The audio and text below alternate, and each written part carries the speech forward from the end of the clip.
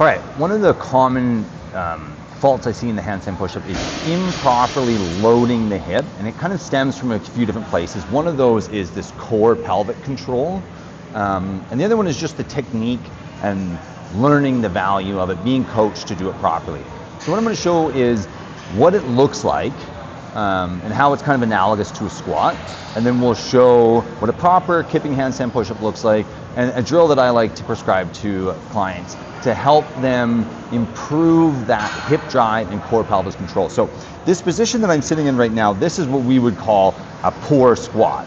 I think all coaches around the world would say, you know, this is not going to be the strongest position for you to squat in. And then we kind of upright ourselves like this, and this becomes where a lot of people dip and tuck to for their handstand push-up, where they're really pulling their heels to their butt, but they're not flexing the hip, and they lose a lot of the control that they have in their core pelvis. So you can see me wobbling around as I do this. And what that looks like is as I kip upside down, people will drag their heels down the wall and they get to here, and you can see this arch that lives in my back and how I don't have great balance here. And when I do this, I lose a lot of power in my kip. Now, a much better tuck would be what we would want to see out of a squat, which is something that looks like this, where I pull my knees up towards me. I'm still heels to butt, but it's much more controlled with this neutral pelvis position. So a proper tuck, instead of going like this, looks like this. Now, I can do this with my butt off the wall or with my butt on the wall. I prefer to do it with my butt off the wall.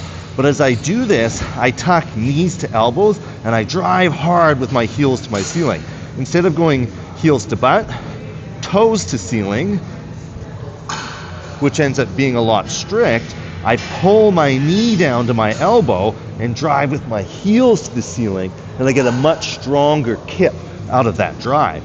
Now, the drill that I like to give to people to help them work on this is to do a straight leg pike kipping handstand push-up. So instead of pulling with bent knees, I'll come down like this. And it requires quite a bit of control, but that's going to help people get stronger in this position anyway. So I pike and then kip with my heels. Lower, pike, kip, heels. And that prevents me from being able to do this, kipping, dipping into this arch with my heels to my butt and losing that core control. So there's a quick fix. You know what to do. You've got a drill to fix it. Give it a shot.